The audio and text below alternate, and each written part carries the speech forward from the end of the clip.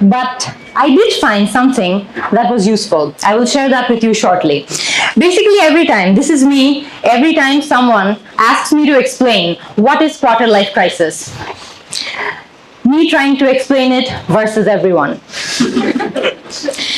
When you're 20 plus and you already feel like you're really, really old, both physically and mentally, your back hurts a lot more than it used to hurt when you were 15.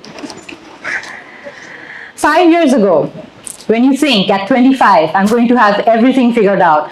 I'm going to have a house, I'm going to have a 6-figure salary, I'm going to buy an Audi and so much more, and none of it happens. I went on to Google because I was looking for answers.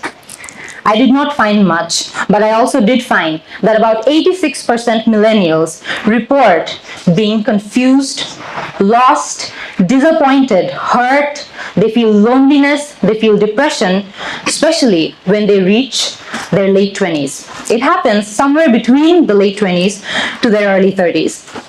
Quarter life crisis apparently is a real thing.